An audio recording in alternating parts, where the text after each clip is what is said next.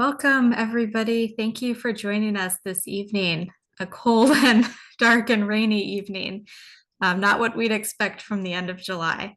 We're going to wait just 1 or 2 more minutes to give people a chance to join before we get started. We have muted everybody just for the presentation portion of tonight, but we'll have plenty of time for questions at the end. And feel free to put questions and comments in the chat during Emily's presentation.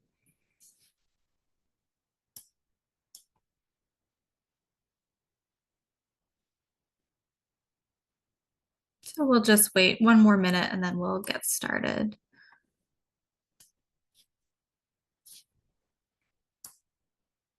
I hope everybody who has a garden didn't have to water today or tomorrow after the heat wave. I don't know if you've been having the heat wave and drought where you are, Emily, but we have. Yeah, I was actually pretty thankful for the weather today. I'm in Vermont, so I'm not far from you. Okay, you had the same wave. Yeah. All right, well, we'll go ahead and get started. So welcome everybody tonight to Secret Lives of Moths. Emily May is our speaker today. As I mentioned, we have everyone muted for the presentation, but we'll have plenty of time for questions at the end. I just wanted to take 2 quick minutes. Oh, somebody in the chat. Quick. Oh. Couple quick upcoming land trust programs. Some of you have signed up. We have a moth walk in mid-August. We also have a conservation work day. We will be having a plant ID walk in August led by Jeff Adams. That should be coming out in the next week or so. And then a quick plug, our Scarecrow Classic 5K is coming up. It'll be here before we know it, and that date will be October 19th. And that's a great, fun community event and also a wonderful way to support the Land Trust. And I just also wanted to make a plug for LLCT and RLF's Open Spaces calendar. This is an annual publication featuring photographs of Lincoln's flora, fauna, and landscapes taken by our community. We take submissions from anyone as long as the photo is of Lincoln. And that is going to be going through mid-August. And we close submissions. We do take photos year-round, though, for our email newsletters, annual reports, other publications, and we consider photos for next year's calendar. So even if you're late getting them in, there's still time to be in a future publication. So tonight we're going to be hearing from Emily May. Sorry, Emily, I just grabbed this from the web. So she works with Xerces Society, a real expert in all pollinators, but has this particular expertise in moths, and is working to reduce pesticide use. And I think she might talk about that a little bit too. So with that, Emily, thank you so much for joining us tonight. I am going to stop my screen share and invite you to start yours, and the floor is yours. All right, let me see if I can do this real quick. Is that looking all right to you? Okay. Yep. Great. So let's see. For some reason, it popped up all of my other windows when I did that. So let me just, okay. Oh, this is so strange. I'm going to stop sharing and I'm going to come back because it looks like it closed my other window. So weird.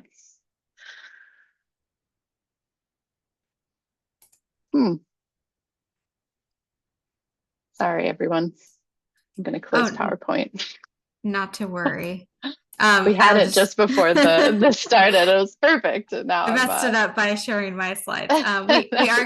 We did hit record, and that will be available afterwards. I'll send out the link. So anyone who would like to revisit it or send it on to friends and family can do so. Okay, there we go. Great, looks good now. Okay, I'm seeing what I expect to see. So thanks everybody for being here. As Bryn said, my name is Emily May. I'm the Agricultural Conservation Lead with the pesticide program at the Xerces Society for Invertebrate Conservation. But my background is in entomology, in pollinators and crop pollination. And I'm very excited to talk with you about the secret lives of moths and pollination after dark. I got into night active pollinators after a study came out about how important they are for apple pollination. There was a researcher in Arkansas, I'll talk a little bit about this, who found that moths and other nighttime pollinators are really important contributors to pollination of apples. And I thought that was so cool. So I started doing a little bit of a deep dive into nocturnal pollinators. And over the last few years, I and many others have learned a lot about how much other insects, including those that are active at night that are not bees, are contributing to pollination of our crops and our wild plants, and also how much they are affected by things like artificial lighting that we have around our houses and our roads. So I hope you're going to learn a few new things in this presentation. When you think about pollination, you're probably picturing bees or butterflies or hummingbirds that are visiting flowers on a sunny day. Maybe not today, but tomorrow maybe. Most of these pollinating insects and birds that you're picturing are day active, diurnal. So if you search for images of a pollinator, you're going to get these day active pollinators that dominate the results, which makes a lot of sense. It's harder to take photos at night, right? But actually, insect activity is on average a third higher at night than it is during the day. More than half of all invertebrates are active at night. And a growing body of research is starting to shed light on how important moths and other nighttime visitors are for pollination. This picture is an example of how nocturnal pollinators like moths can contribute a lot of interactions and functions to plant networks and plant pollinator networks beyond what we're observing during the day. It's not just wild plants that benefit from these visits. There's the study from Arkansas that I mentioned found that nocturnal insect visitors, especially moths, contribute significantly to apple pollination, and that pollination overnight was almost equal to that of daytime pollination in terms of how much it was contributing to fruit set. There's also experimental evidence showing that nighttime visitors' contribution to blueberries, to blackberries, and other bramble crops is really important. But these animals are very understudied, possibly because researchers don't love sacrificing their sleep to conduct the field work. So I give a lot of props, a lot of credit to the researchers who are out there pursuing this work. We also know that there are some unique threats to nocturnal pollinators. More than half of the United States experiences light pollution at night, and the area affected by light is growing every year.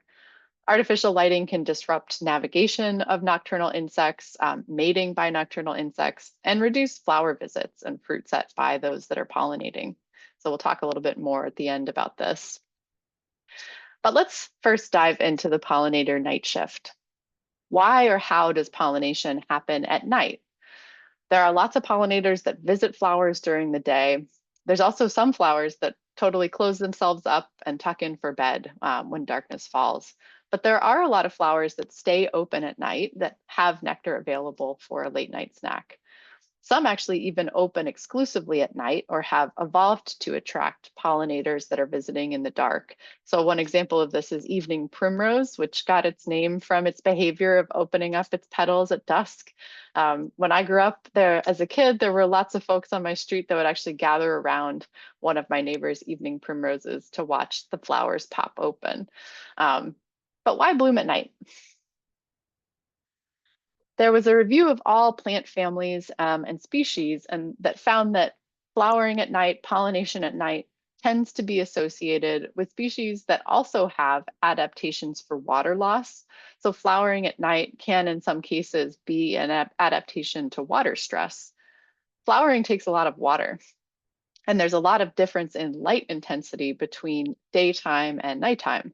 Between a sunny day and a full moon night, the light intensity differs by a factor of almost 1,000,000. And that difference is even greater for when there's not moon out. Nighttime brings with it higher humidity, lower temperatures, typically lower wind speeds, all of which also come with less loss of water. So plants that are facing water stress might gain an advantage by flowering at night when they're less likely to lose water. So that might allow plants that might not otherwise be able to produce flowers that are larger, that might provide more nectar to attract pollinators with greater rewards. These flowers here are a species of cactus found in the Sonoran Desert that put out these incredibly showy blooms for one night only in June or July, and then look pretty unremarkable for the rest of the year. In some cases, it could be that they've evolved to benefit specifically from nighttime visitors. Insect activity is higher at night for a number of reasons. But a big one is really that darkness can be helpful for avoiding predators, right? So flowers open at night might just be taking advantage of when there are a lot of insects active. Some flowers have evolved specific features that are especially attractive to these nocturnal pollinators. The light is limited when the sun goes down. So unlike flowers that mostly appeal to daytime visitors with bright, flashy colors, many flowers that are specifically pollinated at night tend to be white or pale colored, which helps them reflect whatever light is available at night and contrast well in the dark. Another common feature is the production of strong fragrance. So as you might be able to imagine following your nose or your antenna might be easier than following your eyes in the dark.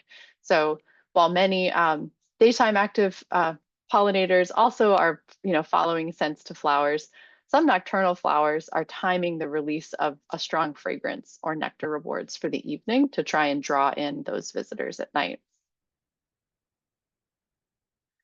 So I know this talk is talking about moths, but there are other nocturnal pollinators as well. Moths are by far the largest and the most diverse group.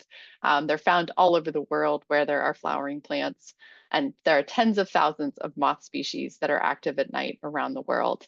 But there are other animals that are active at night and pollinate. Many of them tend to be more concentrated close to the equator. So where moths are a very globally distributed group, we have some night active pollinators that are more concentrated close to the equator. So those are things like beetles and bees. And there are also some bees that are active at twilight or at night around the world. About 250 species of bees are kind of dusk active or twilight active bees. And there's lots of other insects as well that may visit flowers at nighttime, including flies and ants and crickets. So as I started to mention, pollinators aren't neatly divided into day and night. Some of them kind of fall into this twilight zone. Many pollinators are active right as the light is starting to come out in the morning and also into the dim evening hours. And the term that to describe this is crepuscular. So crepusculum is Latin for twilight zone. Not all moths are nocturnal, not all bees are diurnal. This is a hawk moth or a hummingbird moth, which you might be familiar with, and it sometimes can be mistaken for an actual hummingbird, but it tends to be active starting in the afternoon and then moving into the evening. So it's more of a crepuscular pollinator, as is the squash bee. Most bees are day active, but there are a few groups of bees active at dusk until there's very little light left in the sky. These are crepuscular bees. This slide is showing two different species of sweat bee, of Lasioglossum sweat bee. The bee on the left is a day active species that's a generalist visitor of a lot of different flowers. The bee on the right, Lasioglossum texanum, is a crepuscular species of sweat bee. And like many of the bees that come out at twilight, it's a specialist on evening primrose family flowers that start blooming at dusk. So you might start to see some differences between these two bees. If you notice the size difference between the things on the top of their heads, so these are actually their simple eyes. These don't just have two eyes, they actually have five. These are called ocelli, and they take in light. The ones on the top of the head, the three ocelli, take in light and help bees orient relative to the position of the sun. So a crepuscular bee, it makes a lot of sense that it's going to try and take in more light to be able to orient while they're out flying for evening primrose pollen. So we have a lot of crepuscular bees. There are a couple of species of actually truly nocturnal bees. There are a few different groups of bees that have independently evolved to allow them to fly and visit flowers on nights when the moon is out. So there is this large carpenter bee on top here, which is native to Southeast Asia. It's the only bee in the world that we think may be even able to fly on a moonless night. It's very active on nights when the moon is out. And you can see it's really the very large ocelli on the top of its head, simple eyes. The one on the bottom is a nocturnal sweat bee, Megaloptogenalis, that lives in hollowed out stems in the rainforest. And its eyes are very, very sensitive to light, almost 30 times more sensitive to light than a honeybee. They also have whole pathways of neurons that are devoted just to processing that information. And so it's processing this tiny amount of light, allowing it to fly through the darkness of the rainforest understory with just a little bit of light coming in. It's pretty cool. This is one of the better studied nocturnal bees. Beetle pollination is really understudied relative to bees and moths. Some occurs during the daytime, but there's a lot of beetles that are active at night and might be visiting flowers. So up here in New England, we have wild ginger, which is native, and it's an example of a fly and beetle pollinated flower. These flowers are very inconspicuous. They're at the base of the plant. They smell kind of like rotting flesh, like carrion, and they stay open day and night and attract in flies and beetles. Magnolias are also famously beetle pollinated. This photo on the right here is a scarab beetle. It's a day active species here in this case, but I love how hairy it is. You know, it shows how hairy beetle bodies could be moving pollen around. And there are scarab beetles active at night that come and visit flowers. But this is a presentation advertised as The Secret Lives of Moths. So I'm going to do a deep dive into the world of moths because they are really major players in nighttime pollination. So what do they look like? What's their life history? What role are they playing in our ecosystems? Moths are extremely abundant and diverse. There are about 160,000 species described worldwide, and the US alone has about 11,000 species of moths. About 75% of these, so 3 in 4 of these moth species, are active at night. There's an incredible variety of different types of moths. So this is a silhouette guide from bugguide.net, which is a great resource if you haven't checked it out, that narrows down most moth families by shape. So to give you an idea of the range of sizes, the largest moth in the world is the Hercules moth, which has a wingspan of about 11 inches. And the smallest are the genus Stigmella, which have wingspans of only around 3 millimeters. And here's another really rich graphic showing the evolutionary tree of moths and butterflies and the diversity of shapes and sizes. Moths have been around for 300 million years or so, and they had a real explosion in diversity as the flowering plants arrived. They've been mostly nocturnal for all of this time. Butterflies are a subgroup of moths that are primarily day active. There's a few other distinguishing characteristics of butterflies, like having a knobbed antennae, forming a hard shell called a chrysalis instead of spinning a cocoon around their body to pupate. But butterflies are really lodged in the middle of the moth family tree. So I can understand folks who say there's no such thing as a butterfly, there's only day active moths. But no matter their size or shape or habitat, butterflies and moths are all following the same basic blueprint in their life cycle, which is complete metamorphosis. So they start as an egg that's laid on or near a host plant. That egg hatches into a caterpillar, a larva. Those caterpillars go through multiple instars where the larva is shedding its skin in order to keep growing. And then when they're ready, the caterpillar spins a cocoon where it remains then as a pupa until the right conditions tell it to come out. And then finally, the moth reaches adulthood. They find a mate, they lay eggs, they start this process all over again. Often in this, the adult life stage is the shortest. Some species only actually live a few days and they lack mouth parts because their only purpose in life is to go out, mate, lay eggs. That's it. Others can live up to 3 months or so as adults and spend a bunch of time visiting flowers for nectar. Before we talk more about pollination, I kind of just want to take a step back and remind all of you how our world really depends on moths and butterflies in fundamental ways.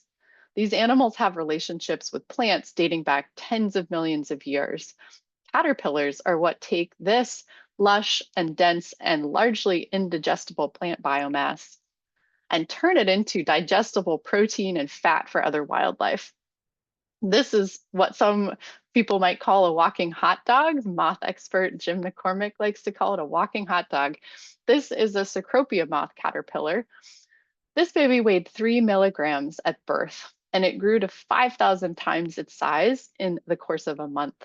So these caterpillars really specialize in growth, and they are transforming plants into this digestible snack really fast. And before you think, well, that's great for some tiny little birds, moths are actually essential foods for bigger animals too.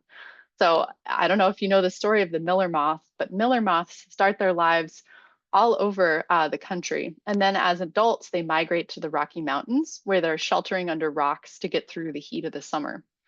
So these are basically like little peanut butter balls. Their bodies are 75% fat, and grizzlies need that fat for the winter. So a grizzly bear wandering through the Rocky Mountains, turning over rocks, popping in miller moths, can eat 40,000 miller moths in a day. And they can actually account for a third of a grizzly bear's nutrition over the course of a month. Pretty incredible. So overall, this is an amazing and life-giving process to the animal world. But being a coveted snack does have its downsides. The mortality rate for caterpillars of some species can be over 90%.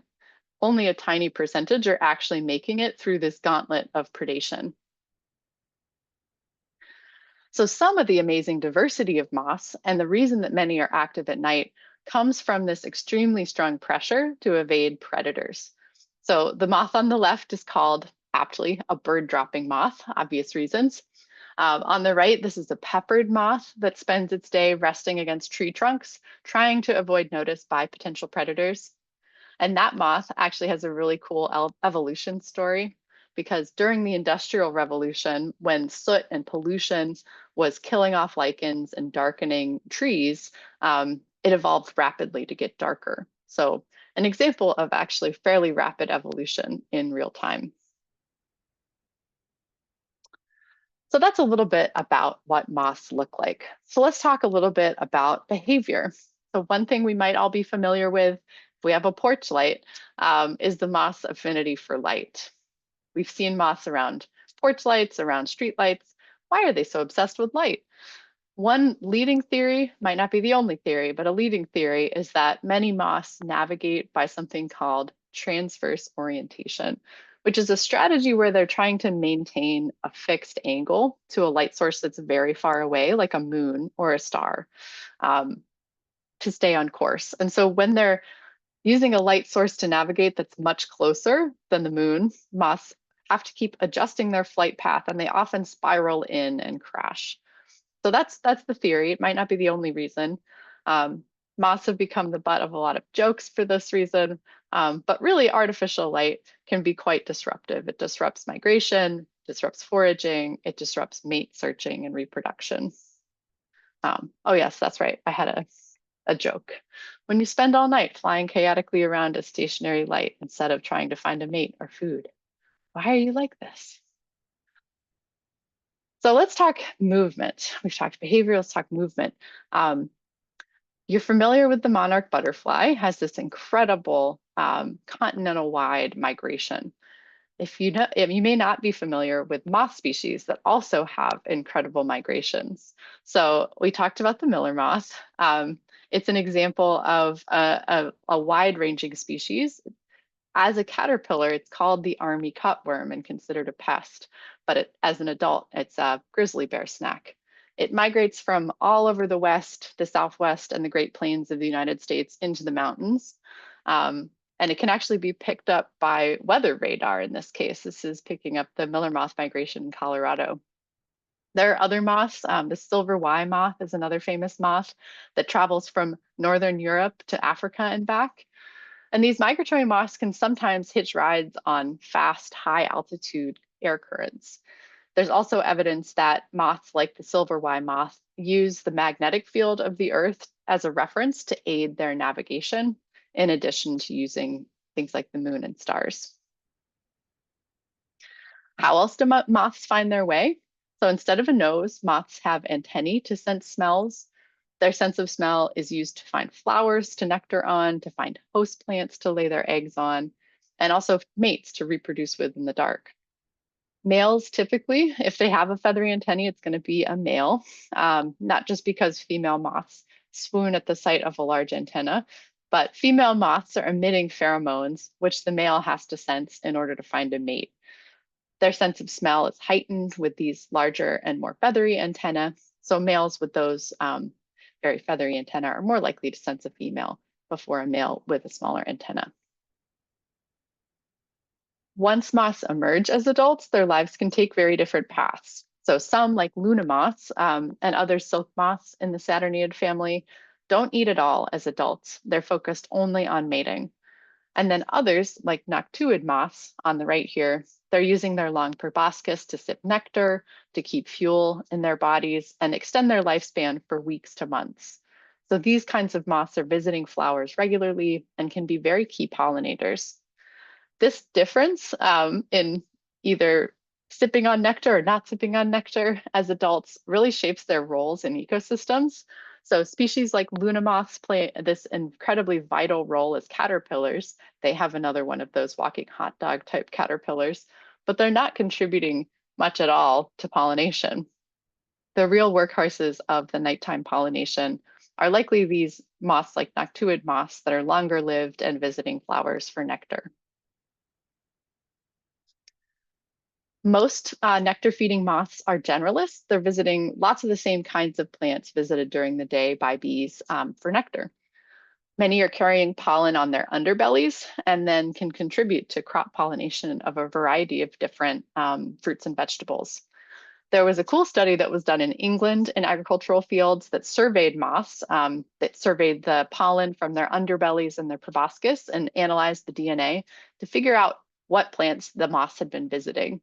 And so in that area, this nocturnal pollen transport network carried out by moths contained over 100 moth species and dozens of plant species, including some that were frequently visited by bees, but also some that really only were visited at night. There are really, 22 or so bee species studies for every one species study that we have on moths. So this is a real small window into the night world, and there's a lot left to learn. Another recent study found that moths are very efficient pollinators of bramble flowers like blackberries and raspberries. In this study, the authors experimentally bagged clusters of flowers and left them open either at the daytime or at the nighttime. And while there were more visitors to the flowers during the daytime, the pollinators at night actually deposited more pollen per visit. And it makes sense that some of these moths could be good pollinators of these open flowers like blackberries or like apples.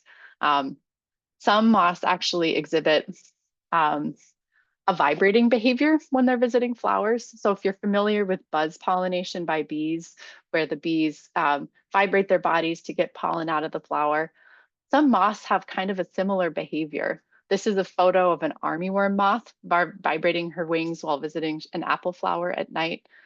And they're doing that maybe to stay warm, we're not sure, but it certainly helps get some more pollen onto their bodies. One of the things I love about this is that armyworm moths are characterized as this terrible pest, but they actually are pollinating crops as adults. So as larvae, as caterpillars, they might be a pest in some areas, but then they're playing this other important ecosystem role as an adult. And I love that for them. Moths might actually be important in terms of what they're contributing to ecosystems. It might be important for maintaining genetic diversity in plants across long distances. So bees, I don't know how many pollinator talks you've come to before, but bees build a nest below ground or in plant stems, and then they're foraging in kind of a set area as far as they can fly out around that nest site. Smaller bees might only be traveling less than a football field from their nest. But either way, they're not moving pollen beyond a certain radius from their nest site. Moths are not tied to a nest site, and they can travel pretty long distances. Under the right conditions, a migratory moth might move a few hundred kilometers in a single night. So these mobile moths that aren't tied to a specific nest site might be moving pollen between really distant plant populations and be important for gene flow for that plant. So that's kind of a cool ecosystem role that they may be playing. And then some moths actually have very special relationships with plants, like some of the plant and bee relationships that we might know about, like squash plants and squash bees.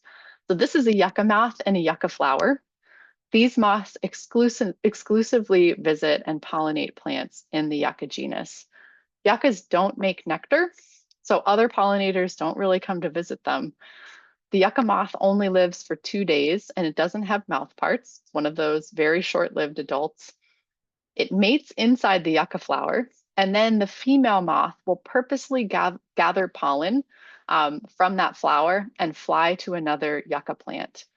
The female will then lay a few eggs on the ovary of that flower and take the pollen that she carried with her and intentionally deposit it on the stigma of the flower. So most moths are just incidental pollinators. They're coming to a flower for nectar, getting covered in pollen. But the yucca moth is actually an intentional pollinator. Her eggs that were laid in that flower will have yucca fruit to eat when they come out, and the yucca is able to produce seeds and reproduce. So this is a really cool plant-moth relationship. This is another fun one. The giant hawk moth, which is only found in Madagascar, was discovered in 1882. But its existence was actually predicted 20 years earlier in an office in London by Charles Darwin. He was looking at a plant, a Star of Bethlehem orchid sent in by a colleague. The specimen had a foot-long nectar spur, so the flower had a very long nectar spur, with the nectar itself only at the very bottom of this foot-long nectar spur. Good heavens, Darwin wrote. He said, what insect can suck this plant? And he predicted that one day they would find a co-evolutionary partner to this orchid, an insect that had a proboscis that was a foot long. So 2 decades later, after that exchange with Darwin, they located this hawk moth, which had a foot-long proboscis, lending support to this theory of co-evolution between plants and pollinators. But I would love to see one of these. So all of that said, just as we're starting to kind of better understand the contribution of moths and other nighttime pollinators to wild plant reproduction, to crop plant reproduction, there's also increasingly research pointing to the negative impacts of some of the things that are growing in our world, light pollution and artificial light at night. There was a study in 2017 from Switzerland looking at pollination of a thistle species with and without street lamp lighting over the plants. And they found that artificial lighting led to much fewer, 62% fewer insect visits and a great decline in pollinator species visiting the plant. Those plants that were grown in artificial light produced significantly fewer fruits than those in darkness. And daytime pollinators visiting the plants weren't able to make up for the loss of that nighttime pollination. So this disruption is likely not just to affect moths, but a whole range of nighttime pollinators. So what can we do to conserve nocturnal pollinators like moths? There's a few key actions we can take, most of which look the same as pollinator conservation for daytime pollinators. So we can provide habitat or food and shelter for these animals.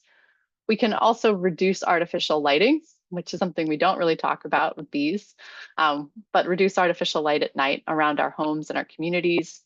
Can avoid pesticides, especially in and near habitat for insects. And then we can talk to our friends and our neighbors and our communities, just like we're doing here, to spread the love of moths and other nighttime insects.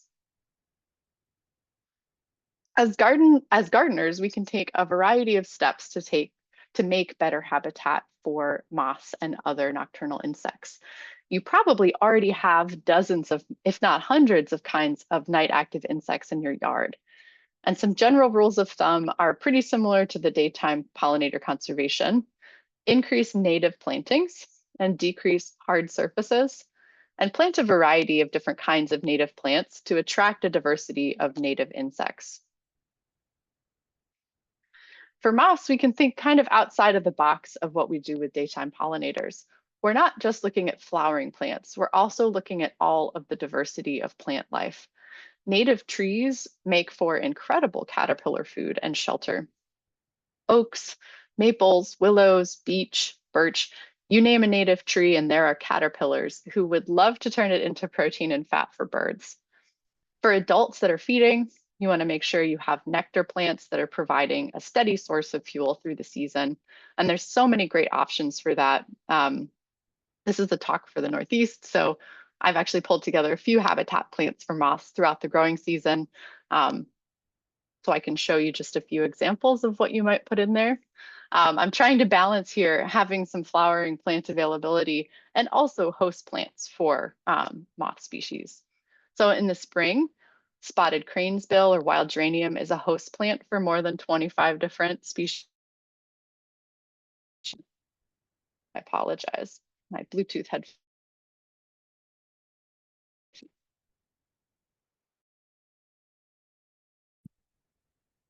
My headphones keep disconnecting. I apologize. Hopefully you can still hear me. This is a host plant for more than 25 different species of butterflies and moths. And it's also a lovely plant. On the right, this is nannyberry, which is a viburnum species, and it's a host plant for over 100 different species of butterflies and moths. Another one that I don't have on this slide, but if you're looking for a reason to plant highbush blueberry, it's a native plant. It hosts over 200 different species of Lepidoptera or butterflies and moths. And it's also a great bee plant, and it gives you berries.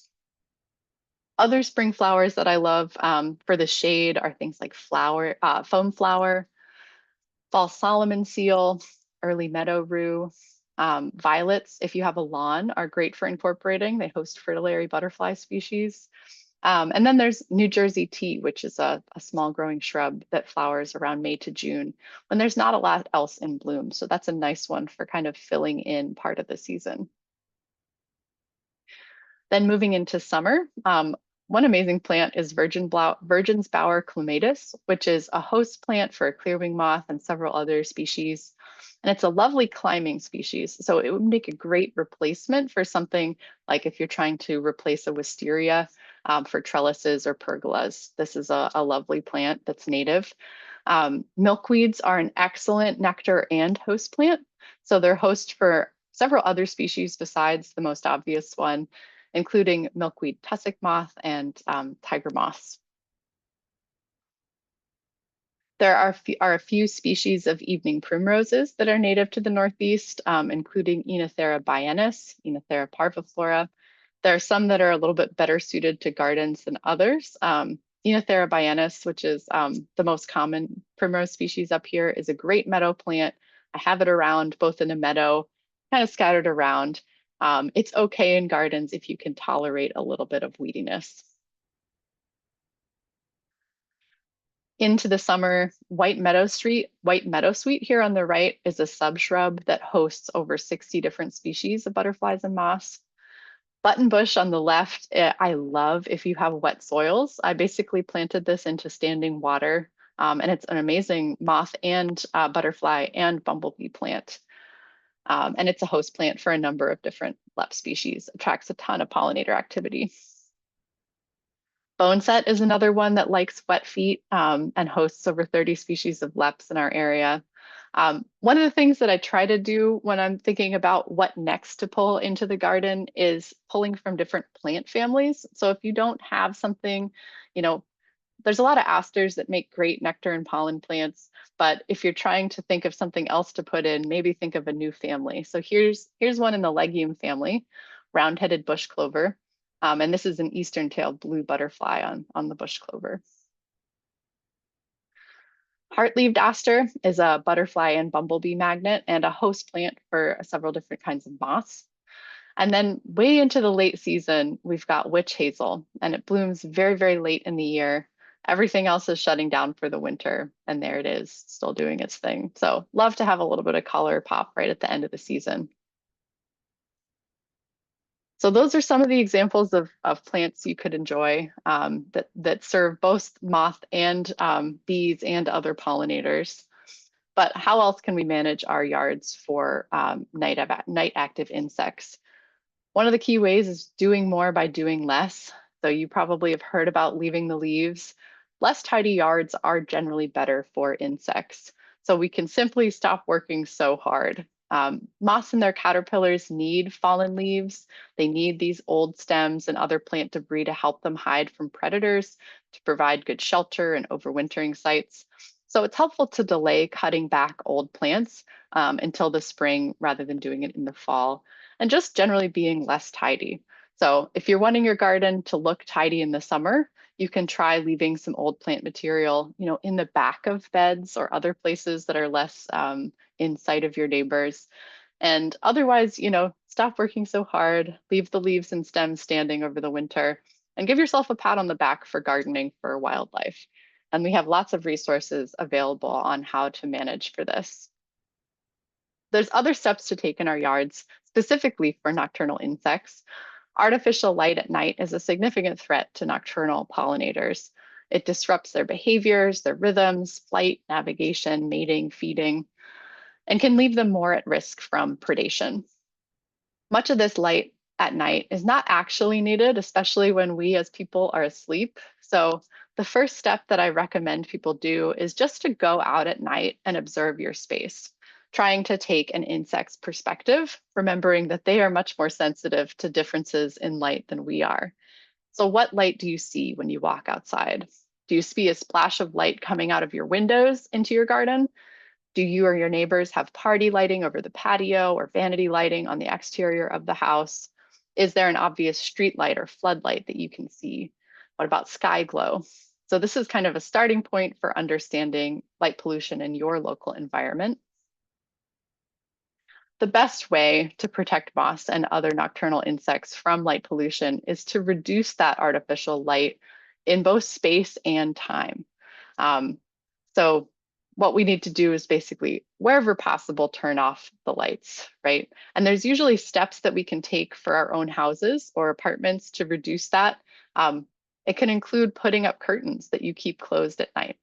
I realized when I did that exercise how much light was spilling out from my living room when I'm staying up, watching a show, reading a book, just spilling out into the garden at a time when things like fireflies are very active. So I put up curtains and I put up blinds on those windows that I make sure to keep closed. I just pay a little bit more attention to it. For outside lighting, motion detectors are a really handy tool for outdoor lighting. So ask yourself, does this lighting have a clear purpose? Is it needed? Is it targeted? In my experience, there are a lot of lights that you can actually keep off most of the time and then use a motion detector for when you need that light, whether that's being able to move from your car in the driveway into the house, or for that feeling of safety when lights turn on when there's motion outside. If you have a light that's constantly on, it gives this illusion of safety, but actually you don't notice maybe when somebody comes into it. If you have it on a motion detector, that actually can signal your attention quite a bit more than having the light on constantly. But for outside lighting that you want to keep on, wherever you can, dimming, shielding, hooding, otherwise keeping it from sort of spilling out, and rather keep it targeted and on the ground is the second best option if turning them off isn't an option. There's a lot of resources available at Dark Sky International on outdoor lighting. But there are also, you may do that exercise and realize, oh my gosh, there's this street light that I have no control over that's spilling light into my garden. So you can also work on creating dark zones, right? If you think about light as a pollutant, how might you be able to protect your garden? You could plant trees and shrubs that try and block or absorb that light from your neighbors. Maybe your neighbor has party lighting, maybe they got a floodlight. And you could plant it almost like a drift barrier, right? If you think about pesticides as something that drift from place to place, light also kind of drifts from place to place. So you can protect your pollinator garden with some trees and shrubs that block or absorb that light and create zones that are dark enough for insects, hopefully, to navigate and mate. I sort of alluded to this, but another important step in managing spaces for pollinators is limiting contamination from pesticides. So just like for daytime pollinators, we're planting these attractive native plantings. We want to avoid pesticides in our yards and gardens. Many of the pesticides available for home and garden use are harmful to moths, to fireflies, many other insects, including the backyard sprays for mosquitoes and ticks, as well as the granular treatments that you use on your lawn. So some fertilizers, for example, come with insecticides in them. Neem oil, I'm sorry to say, is also harmful to caterpillars. So I would urge you to be cautious with that one. We don't want to use neem oil on host plants for butterfly species or moth species. Um, you don't want to attract in these beautiful insects and then accidentally harm them by applying a pesticide. And really, one of the things that I've learned over this journey of pollinator conservation and gardening is that part of managing gardens for insects, for wildlife, is to shift expectations about what that's going to look like. Um, Signs of damage from insects can mean that you're doing it right, right? Insects are using your garden. When your garden makes a lot of fat and happy caterpillars, you're making a lot of fat and happy birds. So one of the tools that I love now is there's these smartphone apps like iNaturalist that can help you identify things that you don't recognize. And suddenly you can help realize yourself, you can observe how many different kinds of insects your garden can support. So it's clear that nocturnal pollinators like moths play really important roles in plant communities and natural ecosystems. There's a ton left to learn about the details of their relationships, what moths are visiting what species, how much are they contributing, et cetera, habitat needs, how can we best support them? But I hope that I have at least whetted your interest in learning more. And that you'll go out and look at some moths. I'm glad to hear that you have a moth walk happening next month. That sounds awesome. Just wanted to give a big thanks to our supporters at Xerces, especially to our members. Xerces is largely member supported, and so those members are what make programs like this available. So thank you very much. And now I will take some questions. Wow, thank you, Emily. That was amazing. I'm going to just allow folks to unmute themselves. So feel free to put questions in the chat, or you can use the raise hand feature on Zoom, which is under the reactions tab at the bottom. And you can ask a question or comment. And while we're waiting, this is kind of maybe an obvious question, but I know a little bit about bees using pollen like to grow their young. So is that not the case with moths? They're like solely just transporting pollen? Right. So moths are, as a larvae, their larval food source is like the leaves or the tissues of plants, while bees are feeding. Bees are like vegetarian wasps, right? They feed on pollen as their main source of food as babies. Wasps are feeding on things like soft-bodied insects, and moths are feeding on plants. So things like oaks and maples host many, many species of moths. Yeah, that's great. I loved your plant list because I was looking at it going, oh, I've got this and this, and I need to get a few more. I like your way of looking at different plant families and trying to identify gaps. So if you have, say, like a Joe Pye weed, maybe you don't need the bone set at the same time, but Well, you can both. have I have to both. say they're great. They're both great. The bone set started flowering, I don't know, a couple weeks ago, and man, it is just covered in all kinds of bees and wasps and butterflies. So I love bone set and would always advocate for having it if you have moist to wet soils. Okay, yeah. And I guess they are sort of staggered in their bloom times too.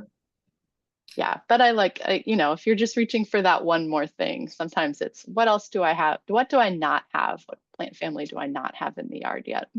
Mhm. Yeah, that's great. Any other questions? Feel free to put them in the chat or you can raise your hand and ask. We've got a few minutes left, but I'll wait another few minutes. And oh, here we go. Isabel, That was go an ahead. excellent Can you see me or hear me? Yeah. I can Can hear you you, hear? yeah. You can, I'm gonna okay. stop sharing so I can see you. It was excellent. It was just a great one. I was wondering, how do you learn which host plant the moth needs? Where do you find that kind of information? Yeah, so if you have a caterpillar, you can look it up with something like iNaturalist, but one of Right. the best books that I've found, it's from the Midwest. It's called Gardening for Moss by Jim McCormick. And in the back it has tons of information about different moss, but in the back it has host plant lists. And that Oh, can be a okay. really nice thing for also figuring out what you might want to put in your yard. Gardening for moth? Gardening for Moths, a regional guide. And there's a ton of overlap, even though it's written for the Midwest, there's a lot of overlap in species for the Northeast. Thank you. That's nice. I'll put that I've name in the noticed chat a for everyone. decrease in them around my side porch, so I wonder about that. Yeah, and of course, climate is also a big factor for nocturnal insects because it's warming at night as well, and that can be tough for them. Yeah. The other thing that I'll recommend, it's not a moth guide or anything, but if you like reading pop science books, I really enjoyed this book called Night Magic by Leanne Hennian. And it starts by talking about the synchronous fireflies in North Carolina, but it's also just about other animals at night. And I really enjoyed it. So I've been on a couple caterpillar walks at nighttime kind of thing, but I've never done a nighttime moth walk. That'll be interesting. Thanks. Yeah, I would highly recommend. It's pretty cool. Oh, thank you. Those are great book suggestions. So I put them in the chat if anyone wants to copy that down. Any other questions or comments? Hopefully everyone's inspired to add a few more species to their garden, thinking about nighttime pollination and moss. LLCT did give out evening primrose seeds this year, and we have extras. So if you'd like a seed packet, send me an email. You can sow it this fall and they'll bloom next year. Oh, question from Rob. Do you have suggestions for observing nocturnal insects without impacting them with a light source? Oh, interesting. Well, there are headlamps that you could use that are part of the spectrum of light that seems to be less disruptive. But I think most of the people who observe moths go out and do either the light on a sheet method or the light in a bucket method to try and draw them in. And then, if you're not doing it every night, hopefully you can just keep that limited, to a night here or there and not disrupt them too much. But you can learn a lot by just putting up a sheet or putting a light in a bucket with a egg carton inside of it and letting, that creates a place for moths to come in and kind of perch and find shelter and then look at what you have. Okay, that's cool. So they're not hitting the light. They have a little Yeah, soft landing. a little bit of a soft landing or a perching spot, shelter spot. That's great. All right. Well, seeing no other questions, I think we'll wrap up here. Thank you again, Emily. This was really informative, really interesting, great stories. Um, and thank you so much for joining us. I will put the recording out hopefully early next week. So stay tuned for that. And Great. Thanks so much for having me. have a great night, everyone. Thank you.